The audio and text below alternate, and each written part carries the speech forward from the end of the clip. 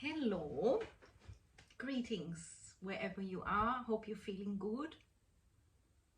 And if you're not feeling good, look at it as a growth thing, as something to feel so that you can release it, or as a signal for something you need to put a boundary on or change, or the universe wants you to explore. It's really good to look at problems as, wow, why did this happen and what can I do with it? Instead of thinking, oh no, I've got another problem. Why do I keep having problems? I can never get rid of problems. It's really powerful to be able to say, hey, everyone has problems. Now I have this challenge. I wonder what that's here to teach me.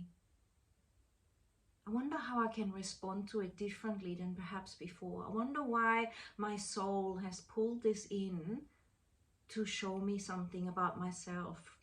Because it's always about us.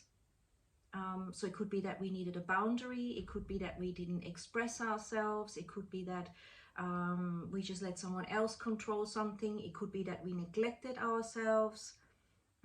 It could be that we have something to learn because we can let go of something that we were perhaps controlling. And imagine that about anything you have a problem around. Is there something you could let go of? Let go and let God. Let go and let other people own their journey. Something you could apply to yourself.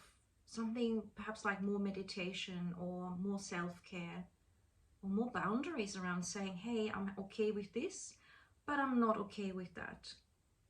And to really feel good about that. It's like protecting and looking after your inner child. And she's always there. Or he, if you're a male. And this stuff will come out because we would have enrolled in this time as a life experience, as a gift, as an empowerment. So you could ask yourself, what is this teaching me? How does this empower me? How does this help me to set myself free? How does this help me to tune into myself more and how I'm navigating life right now? And you get amazing answers from that. So, you know, it sounds crazy perhaps, but to actually celebrate a problem, because it wouldn't be there if there wasn't resistance or if there wasn't something to explore. And to say, wow, thanks, I have a problem. This is an invitation for change, for improvement for you and all concerned. And when we look at things like that and we just rephrase something, what if this is the greatest thing that ever happened? And there are many sayings out there for that. You know, you only get what you need and you only get as much as you can handle. And there's many sayings like this, and there's always a gift in everything. So yeah, instead of saying I have a problem and I feel bad and then looking at why it's feeling miserable, why it is making life inconvenient, the quickest way you can use it to its highest potential is to recognize that it is a gift and what is it trying to tell you.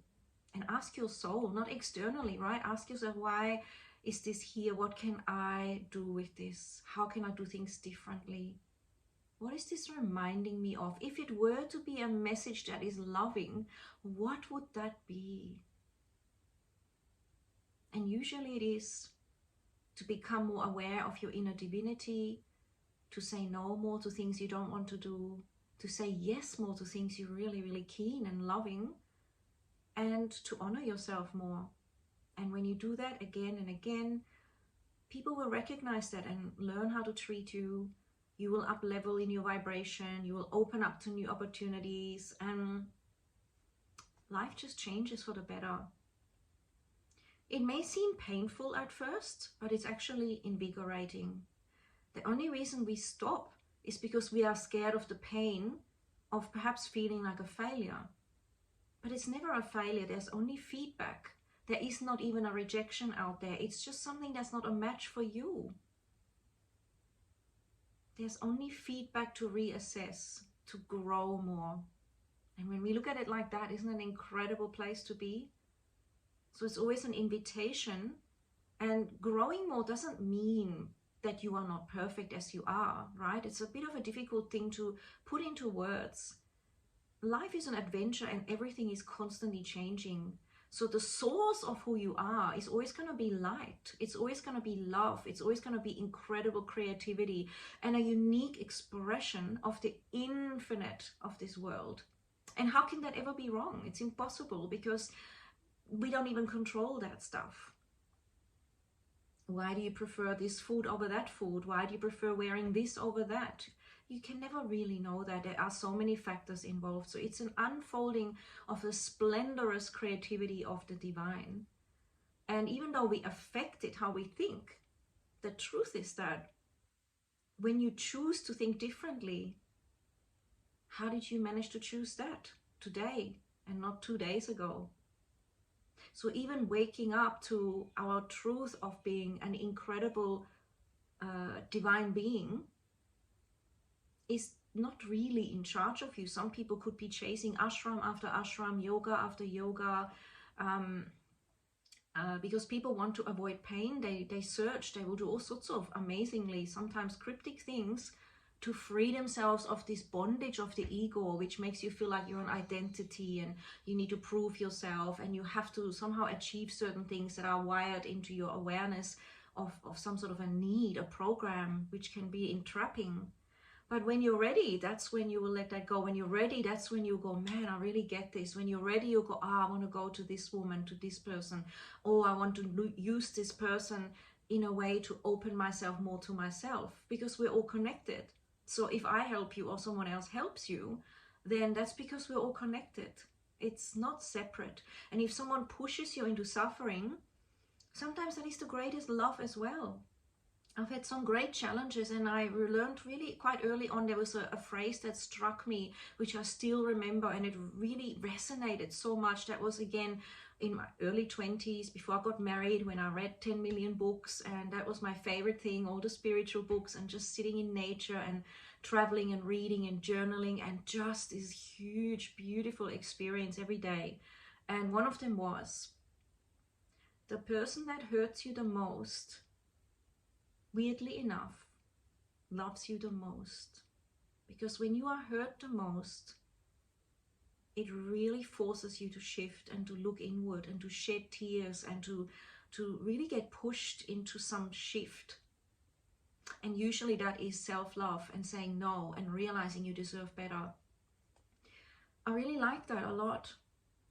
I really feel that with that attitude, I've always felt, wow, you know, it's not a love that's personal, it's a soul contract.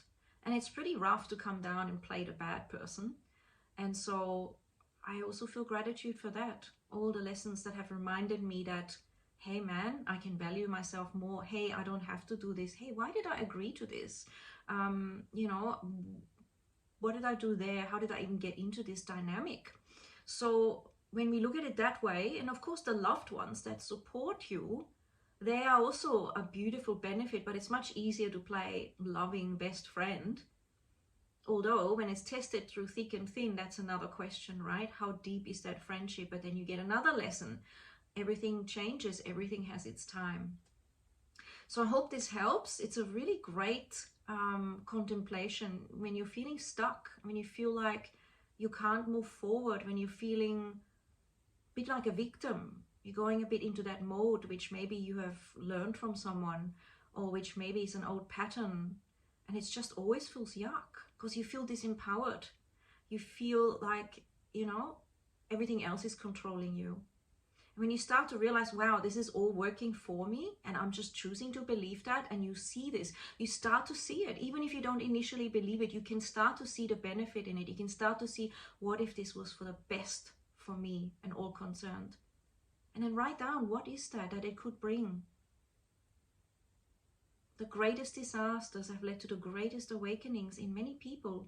People have woken up from being in prison. People have woken up from being completely abandoned and left by themselves. People have woken up from immense abuse and became immensely compassionate and are helping others from that experience to set them free. It's quite amazing. Anyway, hope you enjoyed this little sharing. Let me know what you think. And if you want to work on some of that stuff, I'm so happy. I do this on Zoom. I do it one-on-one. And it is really quite easy when you have someone holding space. It can just kickstart that process, and after that it's easy. It can become your habit. So I create specific meditations that relate to your blockage or to your belief that doesn't work, because we talk about it, and then it means that you shift that, and also you can meditate and do art around it or create something around it, a new environment of work, a new relationship. You can use it as a platform of higher dreaming that matches with this new way of thinking, and that in itself is also a very beautiful process. So I hope you enjoyed this, and know that you have it all in there. We're just all coming from different angles. We all have chosen different ways of awakening, because this hide and seek is kind of fun. I forgot about my brilliance, and then when you remember, it's so amazing. It's like your favorite dish. You know, maybe you come from another country and you migrated and you haven't had that favorite dish, or something your mother cooked and no one else could cook it, and you haven't had it for years and years and years. So when you then have it, and you have it from this appreciation because you have missed out on it for so long, you have this immense experience of bliss that perhaps before you never had. So that's also how it is when you remember who you are. And the contrast of forgetting and remembering is profound. So there's nothing wrong ever, really, ultimately. Not saying it feels good always, not saying I want anyone to suffer, I definitely don't. But sometimes the worst thing we can do is avoid suffering, avoid confrontation, try to keep it all safe, because that doesn't invite a fresh way of thinking and being. And it really stifles our capacity to remember how adventurous and free and fearless we can be. Keeping it all safe is the opposite to livelihood. And staying at home, being locked up, thinking you don't have health, thinking you need to be protected, is incredibly stifling to the spirit. Feeling that if you say the wrong thing, you're going to be in big trouble and you lose all your loved ones, is incredibly stifling to your spirit, to your heart and soul. We are actually adventurous, free, open, co-creative. In a natural way, we appreciate each other's differences. When we're confident and we're comfortable, it's like, wow, you see it differently. That's so interesting. Without that defense, it's an open exploration. So remember your true nature when you were a kid and you climbed the trees and you rode your bike and you wondered about the universe and the oceans and the animals and relationships, and you were excited about some special food or something really simple like walking in the rain or going to the beach during sunset or falling in love or having a baby or touching a pet, you know, a little bird or bunny or whatever, you know, and just feeling the magic through that unique creation, through that gaze, through that energy, traveling the world, discovering new things. I think this is why we all like traveling and dancing too, which is releasing and freeing. And traveling also does it. It takes you out of your head, out of stagnancy. So look at what's happened. We can't travel, right? We can't go out much. We have to be careful what we say. We have to really be scared. We can't believe in our immune system, which is more profound than anything that has ever been created. And so on, so it goes, right? We isolate. We scared. Kids are scared of other kids. Oh, what if they, you know, pass something on to me and then I'm going to kill grandma? This is an incredibly anti-life program, which can have its place temporarily for a week maybe, if there's a really big problem, but not for 1.5, 2 years. And lots of other things we could say here. There are other ways to deal with things, and there's not only one solution.